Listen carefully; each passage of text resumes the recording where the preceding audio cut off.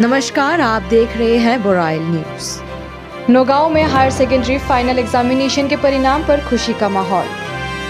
Higher secondary final examination के परिणाम जारी होते ही नौगांव में खुशी और उत्सव का माहौल देखने को मिल रहा है। रामानुजन हायर सेकेंडरी स्कूल ने इस बार 100% सफलता दर हासिल करके एक मिसाल पेश की है। स्कूल के कैंपस में शिक्षक और छात्र छात्राएं अपनी मेहनत की सफलता का जश्न मना रहे हैं। ये उपलब्धि पूरे नौगांव के लिए गर्व का विषय बन गई है।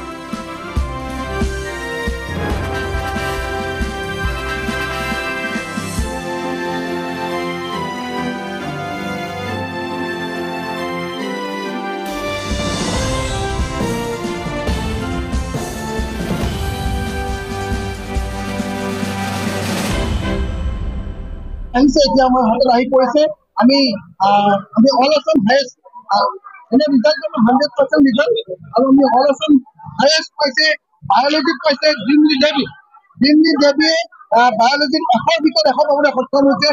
কেমিষ্ট্ৰিত ঐশ্বৰ বৰুৱাই 99 পাইছে। ইংলিছত ৰিতিশ শৰ্মাই 99 পাইছে অল আছাম হাইয়েষ্ট। আৰাধনা খাতুনে 99, আকাংক্ষা বৰাই 99, জেবা ফাৰিহাই 99, পাৰিজাত ঘোষে ৰজত ঘোষে 99, অনিন্দিতা দেৱীয়ে 99 পাইছে। এইকেইটা ইংলিছত পাইছে এইকেইজনে। আৰু মেথছত 5জনে অল-আছাম হাইয়েষ্ট পাইছে। অচ্যুত বৰুৱাই 100 ভিতৰত 100 পাইছে। বিভুৰঞ্জন দাসে 100 ভিতৰত 100 পাইছে। আফতাব বালিয়ে 100 ভিতৰত 100 পাইছে। আদিত্য অনুপম কোঁৱৰে 100 ভিতৰত 100 পাইছে আৰু জোনাক্ষী চন্দিলৈ 100 ভিতৰত 100। 5জনে মেথছত অল-আছাম হাইয়েষ্ট পাবলৈ সক্ষম হৈছে। ফিজিক্সত আদিত্য অনুপম কোঁৱৰে 100 ভিতৰত 100 পাইছে আৰু ৰিতম কলিতাই 100 ভিতৰত 100 পাবলৈ সক্ষম হৈছে। ইয়াৰ আদিত্য অনুপম কোঁৱৰে মেট্ৰিকত Sonari all Assam second position পাবলৈ সক্ষম হৈছে। সংখ্যা কমিটিত এবাৰ দীক্ষিত ভাগৱতীয়ে অভাৰঅল 96.2% পাইছে আৰু এন্থ্ৰপলজিত 99 নম্বৰে অসমৰ ভিতৰত সৰ্বোচ্চ নম্বৰ পাবলৈ সক্ষম হৈছে। ইকনমিক্সত সুপৰ্ণা ভাৱালে 100 ভিতৰত 100 পাইছে। ইকনমিক্সত সুপৰ্ণা ভাৱাল। ষ্টেটিষ্টিক্সত 3জন ছাত্ৰ ছাত্ৰীয়ে অল আছাম হাইয়েষ্ট নম্বৰ পাবলৈ সক্ষম হৈছে। তাৰে 98 পাইছে ৰিতম কলিতাই, 98 পাইছে সন্তোষ কুমাৰ গুপ্তাই, 98 পাইছে আৰু সমৃদ্ধি ৰাজখোৱাই 98 পাইছে। এই সমাজত তেনেকৈ আমি গোটেই ৰিজাল্টটো অহা নাই কিন্তু মাত্ৰ সমাজত 17জন ছাত্ৰ ছাত্ৰী আছিলে আৰু ভাল কৰিব বুলি মই আশা ৰাখিছো।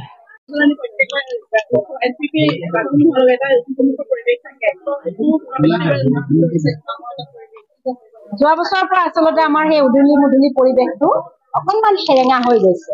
মন বিলাকো যেন কৰবাত সেমেকি উঠিছে আজিৰ দিনটোত। কাৰণ আমি 2008 চনৰ পৰা এই উৎসৱ পালন কৰি আহিছো আৰু অকল উৎসৱেই নহয়, তাৰ পৰা অসমবাসীৰ লগতে আমাৰ সমূহ ছাত্ৰ ছাত্ৰী শিক্ষাগুৰুসকলে অধিক প্ৰেৰণা পায়, শক্তি পায়, সাহস পায়, যাৰ জৰিয়তে আমি আকৌ পিছৰ বছৰটোক আকৌ শক্তি সাহসেৰে আগুৱাই লৈ যাব পাৰো, ছাত্ৰ ছাত্ৰীসকলৰ কাৰণে কাম কৰিব পাৰো।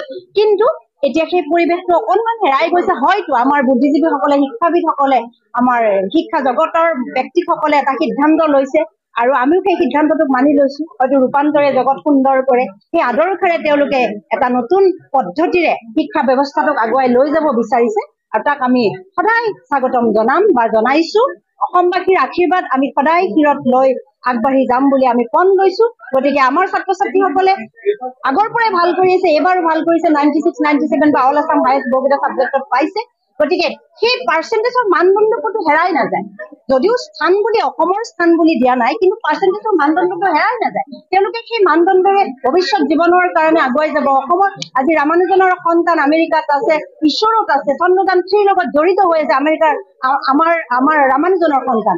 গতিকে এই কথাবিলাকে আমাক অধিক প্ৰেৰণা দিয়া আৰু তেনেকে আগবাঢ়ি যাবৰ কাৰণে। তথাপি কেতিয়াবা কিন্তু অকণমান দুখ লাগে, কিবা কাৰণত আমাৰ 20 জনলৈকে স্থান পাইছে। যোৱা বছৰ যদি দিলেহেঁতেন 20 জন হলহেঁতেন।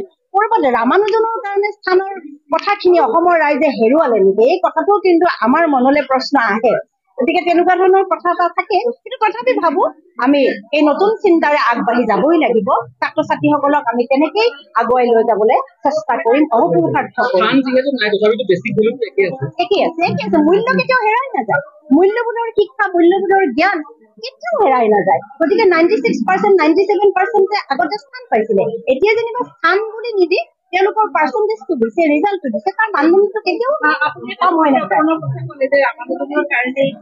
ক'ৰবাত হেৰাই গৈছে মানে এনেকে ভাবো যে কিছুমান মানুহে আমাক ইমান বেছি সমালোচনা কৰে, আচলতে এই যে স্থান পায় ছাত্ৰ ছাত্ৰীসকলে ইমান ভাল ফলাফল কৰে, আপোনালোকেও এই ৰিজাল্ট আপোনালোকে প্ৰকাশ কৰে অসমৰ ৰাইজৰ আগত দাঙি ধৰে, কেতিয়াবা মানে আমাৰ ওপৰত এনেকুৱা সমালোচনা আহে যে তাৰ আৰু ৰহস্য